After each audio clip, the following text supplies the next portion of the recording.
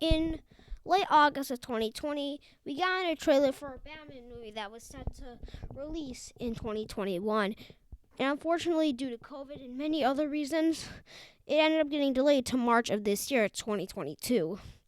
And the fact that this movie was, and it was more to be more of a detective movie more than like a full superhero action movie. And what did this end up being? And it got me hyped up too. What did it end up being? Well, like, subscribe, and comment on what you thought of this movie. Let's get into it. So, The Batman, in my opinion, was a really good movie. It was a really good movie. I liked it. It was enjoyable. It was fun. Not exactly like fun, but it was more of a detective movie. It felt different from other Batman movies that we've had in the past, because it feels like that, like in some of them, it feels like that they're all just more like all like more just like action packed. Because it feels like that none of the Batman movies are really like too detective-y or something like that. Even like Batman's the world's greatest detective. I mean, in this one, so let's get into the plot of this movie. So, Batman slash Bruce Wayne, who's played by Robert Pattinson, who has been fighting and saving and protecting the streets of Gotham for 2 years. I really liked the intro to the movie. It was kind of like the intro, like of how like there was like a lot of dark music, and I want to get like a thing. I want to tell you guys this is not a movie for everyone. It might be too dark for like a younger audience or whatever. It would be like too dark. Like anyway, it would be like too dark and scary for like a younger audience. But it was a really good movie again. So, but then a serial killer, the Riddler. Like I really like his design. It's more like a serial killer. So the Riddler's played by Paul Dano. He's played by Paul Dano in this movie. He's played by Paul Dano, who is the serial killer named the Riddler. So he leaves like clues for the Batman to solve, and they're like a lot. There's a lot of places where there's clues to solve, and Batman like meets all these people. He meets all these people. He meets like this is who he meets. He meets he meets like the Penguin. He meets Carmine Falcone. Tell my Falcone this. I was a little disappointed that Alfred had less screen time in this movie, but it wasn't like too much of a big deal for me. I mean, it wasn't like really, but it was still a good movie. Let's turn out what this movie was. So then there was a part of where like they go to like the Iceberg Lounge, and there's like a club fight there. Then then Batman meets the Penguin, see if they have any clues, cause like they have like the mayor like was just like this like girl. I don't need to like get into it because it's like spoilers. Even though I do spoilers on this channel, I just don't know. I don't know why I'm not willing to do spoilers today because I feel like I always do them in like my movie reviews. Let's get into it. So this movie was it was so I don't even know what I'm saying right there. Sorry.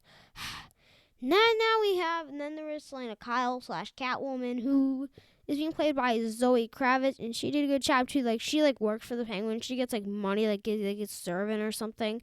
And Penguin's played by Colin Farrell, and oh my gosh, he's barely recognizable from like what you see him in like usual like photos and stuff like that.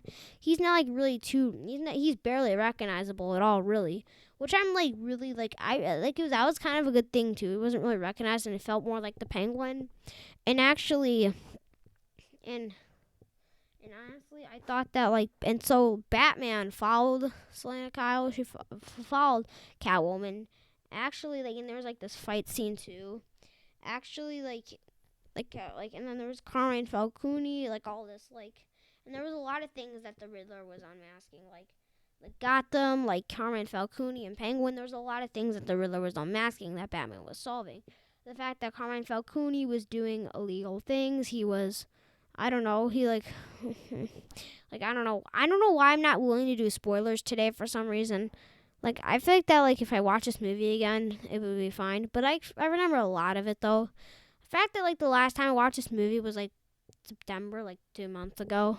To this day, I feel like that I remember most of it. Let's just get into it. So, Carmine Falcone was doing illegal things. He was.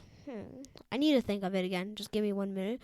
Oh yeah, you're just some stupid idiot. Go away, me. Get out of my way, you dickhead. Jeez. Then we got There was a lot of reasons. And then there was like Carmine Falcone. Like he actually he feels like that. Like he like owns the city. Nah, he like is like a bigger like he like owns like the city. Like he and doesn't actually like own it, but he has like like a lot of it. Like he was doing illegal things. Like he was like a really big place in the city. Like it did a lot of good things in general that this movie did. Then the Riddler was unmasking it all. Then in the final battle, the Riddler had the whole truth unmasked, and the Riddler actually knew that Batman was Bruce Wayne all along. So that was a thing. That was a thing right there. That he was Bruce Wayne all along. So we knew that. Then there's like this final battle where like the Riddler, like his followers, he got like followers that followed him, like unmasking the troops. So we got like a bunch of followers too. And at the end, and then like there's like this like the final battle scene I really enjoyed too. It's not my favorite part of the movie was like the opening scene is my favorite part of the movie because I'm more of like a thriller guy in general. I'm like really more of like a thriller guy in general. So that's just really. I mean, what did this film? This film, it's not the best Batman movie. It's not as good as like The Dark Knight or whatever. And then I like the end, like when they like unmask the truth. I like how like the flooding scene at the end, how like Batman like learns that like vengeance won't change the past or anybody like his or anyone else's. Because like a hero that's looking up to them like all the time, like he's still saving Gotham at the end. And there's like this like Joker laughing scene at the end, which I thought was really good. And now there's gonna be a Batman 2, the Batman 2 that's gonna be coming out. And as of now, what did this movie did? Well, it was really good. And I've been doing I do a lot of negative reviews on this channel of a lot of things. I do a lot of negative reviews on this channel, and the only good review I did so far was Joker, and that was a masterpiece in my eyes. That was only the good review I actually did.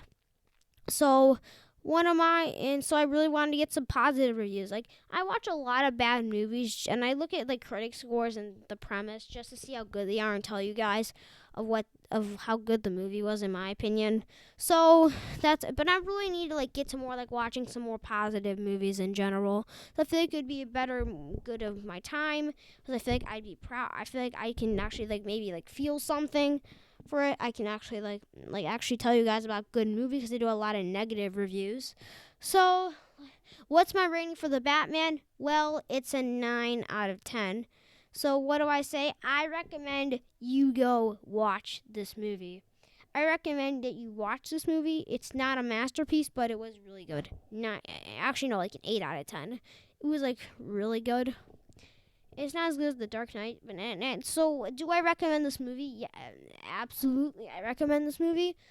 You can watch this on HBO Max, or like you can buy or rent it on digital. And there's Black Friday, and I found it was like $10 at Best Buy for Black Friday. So this is the Batman.